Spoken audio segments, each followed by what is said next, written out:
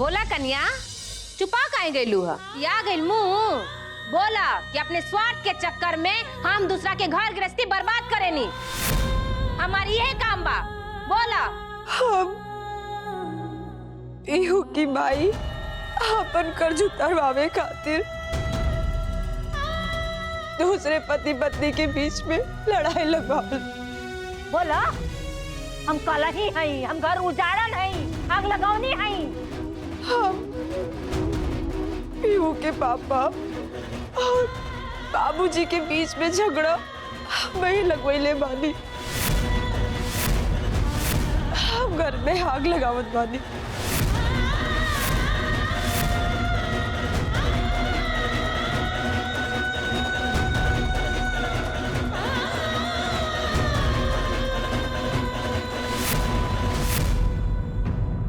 रोवा तड़ी बुलक्का चुआवा तड़ी। हमार बेटा जब घर छोड़ के गईल, हाँ, तब ना इनका दर्द भइल। दुल्हन जी, सूरज भगवान पूर्व छोड़ के भले पश्चिम से उगे लगे, लेकिन कौनो हालत में जगत बाबू बैंक से पैसा निकाल के कन्या प्रधान के कर्जा ना चुकाए पावत, ये राउत जिम्मेदारी बा। जी फूफा जी, हम ऐसा कबो ना होके दे।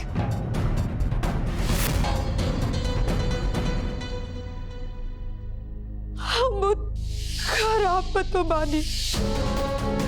हम पीहू के पापा और बाबूजी के बीच में झगड़ा वही लगवैले बानी। पीहू बेटा सोच जा, कल तारा के स्कूल जाए के बानू। मम्मी तो सच में गंदी मम्मी बाबू। ना बेटा, मम्मी तार दुनिया के सबसे अच्छा मम्मी है। मम्मी के ऐसा ना बोलेगे, ठीक बा? और हम ना तारा के रोज काल से बताएं तार मम्मी क्या अच्छा है, लेकिन अभी तो सूझ जा। चलो सूझ जा, तो सूझ जा।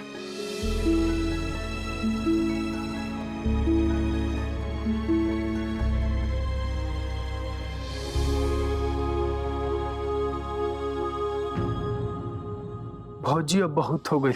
अगर ये लोग काल तक ना सुधरी नु तो काल से हम पीहू के बतावे स्टार्ट करम कि रुआ अंदर कौन कौन अच्छाई बा, और साथ में कान्हा के भी बताई कि तारा मम्मी में कौन कौन कमी बा। जैसे आज पीहू रुआ से सवाल कैले सियनु, अगर काल कान्हा इसे संध्या दीदी से सवाल करी नु, तब दीदिया के पता चली बुराई के नतीजा का होला। ना बबुआ जी, लइकन सबके ऐसा बात ना बतावे के चाहिए।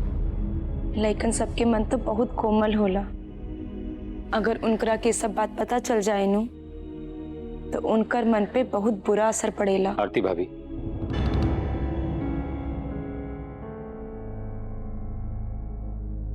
रंजन जवन कुछ करल बड़न वो ठीक ही करल बड़न। भाभी कबो कबो ना जे जैसन रहेला ओकरा साथ वैसन ही व्यवहार करे के चाहिए, तब जाके ओके उचित और अनुचित के ज्ञान हो पाई। देवर जी, परिवार और समाज में जब बदले की भावना बढ़े लागेला नु, तब परिवार और समाज के विकास रुक जाला। एक दूसरे के प्रति मन में द्वेष बढ़े लागेला। और फिर रउआ दोनों जन तो हमार भाई समान देवर बानी, तो हम रउआ दोनों जन के ई सब करे के कबो सलाह ना दे। देखा संध्या के माई, तारा कन्या के सजा देवे के बाद द, लेकिन जौन तू लोग आज कैलू हो कन्या के साथे, ऐसा अगर वापस होई ना तो हम घर छोड़ के चल जाए। ना भौजी, रवा कतो न जाई। अरे ये खाली हाकिम तिवारी के घर नहीं खे, रहुआ भी एक घर में बराबर के हिस्सेदार बने। ऐसे रहुआ कतहूँ घर छोड़ के जाए की जरूरत नहीं खे भौजी। बबुआ जी, जब हमारी घर में हक बा तो हमार इहो जिम्मेवारी बा घर में रहे वालन बच्चन के प्रति कि बड़ लोगन के व्यवहार से कोनो उन्हीं के नुकसान ना पहुंचे। आज जौन यहाँ लोग पीहू के सामने उनका माई के साथ कैली है, ओकरा के कहीं से सही ना ठहरावल जा सकेला। दीदी, रउआ तो हर बात में हमार गलती निकालेनी, और कन्या कुछ कह दे बस कन्या हमेशा सही रहेली। देखा संध्या के माई, हम तहरा यहाँ कमी बेसी गिनावे खातिर नहीं आई, ना तहार पतो ना हमार पतो करे खातिर आई बन। तू तो बड़ी भाग्यशाली बाड़ू, जेकरा कन्या जैसन पतोह मिलल बड़ी। खरा सोना जैसन पतोह के तू सास बाड़ू। अम्मा और रउआ हमार नियन एगो मिलावट पत्थर के सास है, यही ना? कमाल की किस्मत बा हमार अम्मा। एगो हमार पति बाड़ जौन अपन भौजी के दुख दर्द बाटे में लगल बाड़, और एगो हमार सास जौन दूसरे के पतों के प्रशंसा में लगल बाड़ी। अम्मा अगर हम राउर नजर में इतना कांटा बानी नू तो हमरा से कह दी, हम अपन नैहर चल जाए। अम्मा मोहिनी का ऐसन बात कइल कभी सुनले बड़ू कन्या के अपना सास से? अम्मा हम राउर बहुत इज्जत करेला, लेकिन रउआ बस हमार एक सवाल के जवाब देती। जब रउआ के ऐसन पतो चाहत रहे जे गोबर और कपूर के गंध में फर्क ना समझे, तो रउआ हमार नियन पढ़ल लिखल लड़की के साथ अपन बेटा के शादी काहे देले रहली? छोटकी दुल्हन, छोटकी दुल्हन, हमारा सामने हमरा फौजी से कोई उल्टा पुल्टा सवाल करे नु तो ये हम बर्दाश्त ना करे। अरे ये भौजी के ही त्याग तपस्या के नतीजा बा जे तान लोग सुख शांति से एक घर में रह रहल बाड़ू, बाकी तू का जानबू?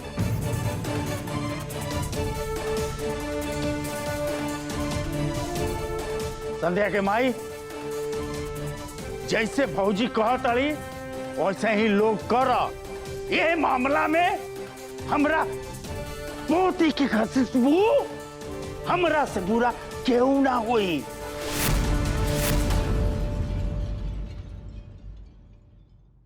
बाबूजी, हम पीहू के ना, पीहू के माई खातिर गले में फसल हड्डी बना दे। वो जब अपनी माई से ना सवाल जवाब करी हाँ, तब उनका बुझाई न वो निकल पाई है न उगल पाई।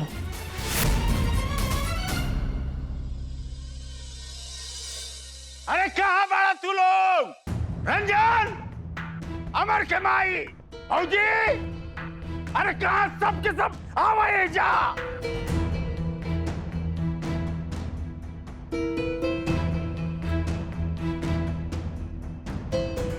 का बात बा बबुआ जी, थोड़ा सब कोई की इजा काहे बोले नहीं है?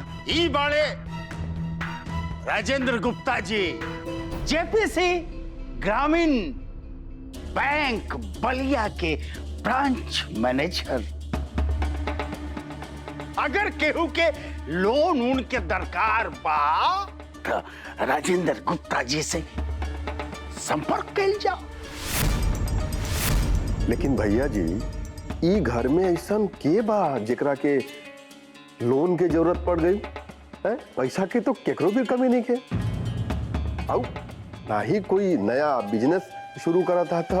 औ अगर केकरो जरूरतों पड़ी तो रहुआ लगे आई ना, ही बैंक से काहे के लोन ली? गुप्ता जी के हम बोले ले बानी फूफा जी, जी के हम बोले ले बानी फूफा जी, जी के हम बोले ले बानी। हमरा लेवे के बालों, हमरा लेवे के बालों। आरती भाभी के कर्जा चुकावे खातिर हमरा के बैंक से लोन निकाले के बा, लोन निकाले के बा, लोन निकाले के बा।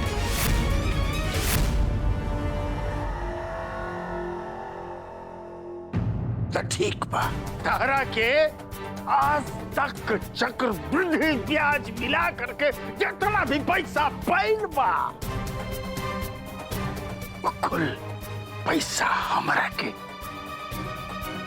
वापस करा, वापस करा। मैनेजर साहब, ये इंटरनल मामला बा, तनी हमन के डिस्कस कर लेवे दी हैं, फिर हमन रघुआ लगे आवत हैं। तब तक रघुआ माफ करी, लेकिन जाके बैठकी में बैठी ना, हम चाय पानी भिजवावत हैं।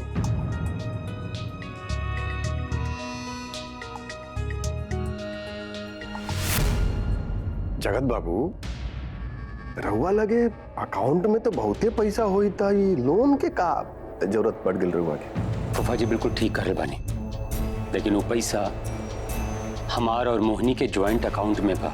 वो पैसा हम नहीं निकाल सकत। काहे से कि वो पैसा निकाले खातिर मोहिनी के साइन चाहिए, और मोहिनी साइन करे से मना कर दिले पड़ी। वकील वाला न तू हैं, वकालत पढ़ने वाला न तू, तेरा के पता होके कि चाहिए कि लोन रखे खातिर कुछ तो प्रॉपर्टी गिरवी रखे की पड़ी नू। का गिरवी रखबो? हमारती भाभी के कर्जा चुकावे खातिर ये घर के गिरवी रख के लोन ले ली, गिरवी रख के लोन ले ली, गिरवी रख के लोन ले ली। जगत पगला गल बड़ा का, बेहोशी में बात करता रहा। घर अगर गिरवी रखा जाए तो हमनी के का सड़क पे जाके सुतब जा। अब ये बाकी रह गइल बा हई हाकिम तिवारी निवास में बाप के बनावल संपत्ति के हई लायक बेटा गिरवी रखिए। तो ये सब करे खातिर अरे सोच के ले ले। हम काहे ना सोच सके नहीं? हाँ, ये घर में हमारे हिस्सा भी तबानी, हमारे हिस्सा भी तबानी, हमारे हिस्सा ना, मतलब हमार कहे के ई मतलब है कि राउर और हमार बाबूजी के भी हिस्सा बानी, तो बाबूजी के हिस्सा पर तो हमार ही अधिकार है। घर के हिस्सा पर का तारा ये खातिर अधिकार बा कि ओकरा के गिरवी रख करके लोन लेवे तू कर्जा चुकावे के खातिर। ना चाचा जी, हम बहुत कोशिश करनी कि दूसरा रास्ता निकल जाओ, लेकिन जब कोनो दूसरा रास्ता ना मिलल नो तो हम ये कदम उठावे खातिर मजबूर हो गए नहीं। जगत तो ये मत भुला कि हमरा बड़का भैया के गुजरला के बाद ये जायदाद पर तार माई के हक में तार ना।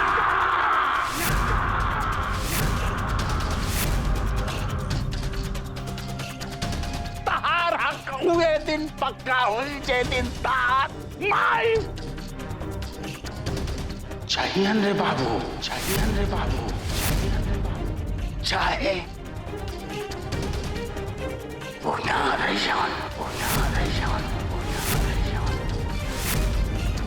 बबुआ जी यह तरी करे खातिर हमें जगत के कहनी है, हमें जगत के कहनी है, हमें जगत के कहनी है। रहुआ रात हमरा से यह कहनी कि भौजी राउर एक घर पे आधा अधिकार है, घर पे आधा अधिकार है। तो बुआ जी हम रहुआ से जानल चाहतनी कि घर के समस्या के समाधान करे खातिर का हम अपन आधा हक के इस्तेमाल कर सकीला नु? अम्मा, अम्मा, अम्मा, माफ करब अम्मा, लेकिन रउआ के आपन हक के इस्तेमाल करे खातिर ई घर के कागज चाहिए नु।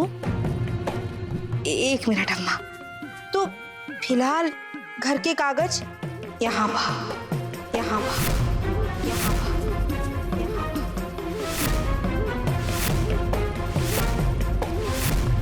बा। और हमार ई हाथ में बा माचिस। कहा ना कि ए तरह कैला से माचिस जल जाए। देखिए जल गए। अब अम्मा सोची कि अगर ये माचिस हम कागजात के पास ले जाए, अम्मा ये में तो आग लग गई, ये में तो आग लग गई।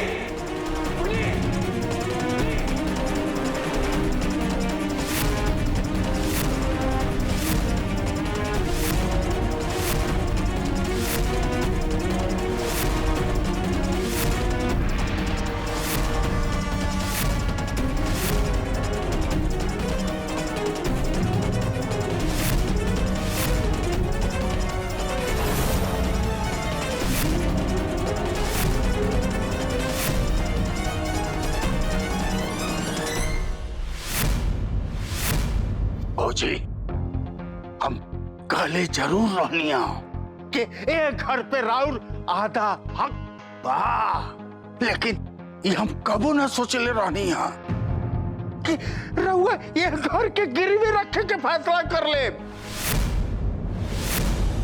आज जीवन में ना भौजी पहला बार रउआ बात से हमरा दुख भइल हा। हमरा दिल के ठेस लगल हा।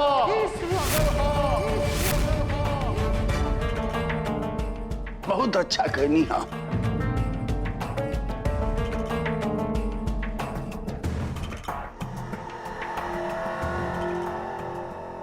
रंजन बाबू, रउआ बाहरी जाके मैनेजर साहब के बता दी कि हमन के कोई लोन ना चाहिए। अब हमन सबके तरफ से माफी भी मांग ले, उनका बुरा लगल हो ना।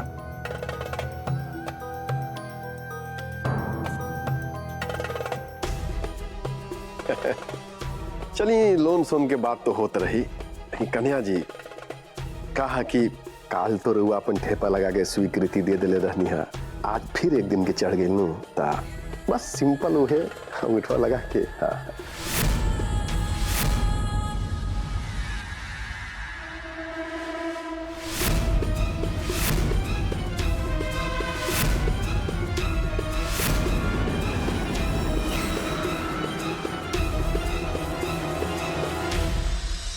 ठीक बा रंजन जी, आज लोन की जरूरत नहीं थे तो ना सही, लेकिन जब भी ऐसा लागे तो लोन की सेवा के खातिर हमरा के मौका जरूर दें।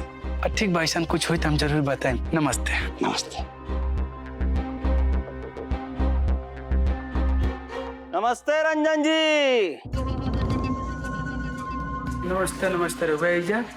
अजुए जमानत पे बाहर आल बाड़ी, सोचली मलिकार से मिलके थोड़ा मुलाकात कर ले जा। कहा कौन काम बा? वो का बा ना मलिकार, हमार समस्या जौन बा ना जस का तसे बा, अब इन हल नहीं के भाई। ये बारे में हम रउआ से कुछ बात कर चाहत बानी। अब रउए राह दिखाई हमरा के कि हमार कैसे काम होई। अब की हम रउआ के पैसा दे दे, बस हमार काम होके के चाहे। वो का नु कि आजकल सीधे रिश्वत लेले में रिस्क बढ़ गईल बा, तो आजकल सब काम वाया वाया होत बा। बोली त 2 लाख पहले और 3 लाख काम कैले के बाद। बस सड़क के किनारे जो हमार दुकान बन गईल बा ना, कुछ ऐसा उपाय निकाली कि हमार दुकान टूटे से बच जाए। जौना रास्ते है नी हनु, चुपचाप वही रास्ते निकाल जाई महेश्वरी जी, ना तब की पारी ऐसा अंदर जाइम नु कि बाहर के हवा देखे के मौका ना मिली। जल्दी निकले एजा से। ठीक है, जल्दी निकली। आज तू सबके सामने जौन घर के पेपर जरा के हमारा अपमान कैलू है ना, वो अपमान के हम अपन जिंदगी भर न भुला पाए। अपमान? रवा के सब अपमान लागल का? एक घर के भलाई के लिए हमरा के जौन कुछ भी सही लागल हनु, हम वही कह लिया। और एक घर के बहू होके के नाते हमरो कोनो जिम्मेदारी बाकी ना। एक खातिर एक घर के बचाए के लिए हम बस अपन सहयोग दे ली। सहयोग? हाँ? अरे सहयोग के मतलब भी पता है तारा के ना? अरे ही कर रहल बाड़ू सहयोग। घर के एक आदमी उंगली पर अपन साथ गिन रहल बा और तू कर रहल बाड़ू कि सहयोग कर रहल बाड़ी। तू लोग वो आदमी के परेशान कर रहल बाड़ू और कुछ ना। रवा के यही बात तो समझ में नहीं आवत पति दे कि राउर भौजी धीरे धीरे घर के तहस नहस करत है, और राउर ना हर जगह उनकर पीछे पीछे जाके पक्ष लेत बानी। दिखा मनी, हम कह रहल बानी कि तू अपन हद पार कर रहल बाड़ू। हाँ, हम अपन हद पार कर रहल बानी। अगर ई घर के भलाई सोचल राउर नजर में हद पार कइल कहला नु, तो हम अपन हद पार कर रहल बानी। एगो बात बताई, राउर जिम्मेदारी हम है कि दीदी, मतलब कमाल के औरत पाड़ी हो, अपन पति के अपने आप से दूर करके दूसरे के पति के मत्थे सारा जिम्मेदारी मर के का खेल खेलताड़ी। कमाल। मोहिनी, मोहिनी, तारा के पता भी है कि तू का अनाप शनाप बक रहल बाड़ू। देवर जी, देवर जी, देवर जी, छोटकी दुल्हन एकदम ठीक कह रहल बाड़ी। हमार मजबूरी रहुआ हमरे ऊपर छोड़ दी। और ये ठीक बात तो नहीं खेनू कि हमरा वजह से तू दोनों पति पत्नी आपस में लड़ा झगड़ा। कमाल बाड़ी दीदी रहुआ। हाँ कैसे कह ले रहुआ ये सब। एगो बात बताई का दीदी, आज तक रहुआ जौन कुछ भी कैली है ना, हम बीच में कबो ना लिया। कैसे कि वो पूरा परिवार के बात रहे, लेकिन एगो बात हमार कान खोल के सुन ली। आज रहुआ जौन कुछ भी करत नीनू, उसे हमार परिवार हमार जिंदगी में आग लगा था। राउर आदत हम खूब जानीला। जब से हम एक घर में बिहार के आयल बनीनू, राउर नाटक हम खूब देखा था। कब एकरा के कब ओकरा के आपस में भिड़ा देला। फिर जब वो लोग आपस में लड़े लागेलन तब रवा का करेला हम बताते हैं। रोहतर सीधा साधा बहू बन के पल्लू पकड़ के सर नीचे कह के आंख में आंसू लेके चुपचाप खड़ा हो जाएगा। मोनी तू जवन कुछ करल बड़ू ना, आरती भाभी वैसा नहीं की कि हमदर्दी पावे खातिर केहू के सामने जाके आंख में आंसू लेके ओकरा सामने खड़ा हो जाए। तर के पता मोनी, आरती भाभी जैसन औरत ना, जेमी इतना आत्मविश्वास बा, इतना धैर्य बा, इतना संयम बना, ऐसा कोनो इंसान ना हो खला। ओ देवी देवता होला। हाँ रवा तो कमाल के बात कह दिली पति दे। एक मिनट। हाँ जहाँ तक हमके याद आवा था कि पिछले 3-4 दिन में हम राउर भौजी के वही सती वाला रूप देखा था। और दीदी रहुआ एक बात हमार कान खोल के सुन ली। रवा अगर ही सोचत है कि जे तरह रवा अपन पति से लड़ाई करके बड़का भैया के एक घर से दूर कर देले, वही तरह रवा हमार और हमार पति के बीच में लड़ाई लड़ा के हम पति पत्नी के अलग कर दे, तो रवा गलत बानी। कैसे कि हम अपन जीते जी ऐसा कबो ना होके दे। और का खाली रवा देवी, तो हम बता दी ऐसन औरत के का कहल जाला। ऐसन औरत के नाम डाइन कहल जाला। डाइन कहल जाला, डाइन।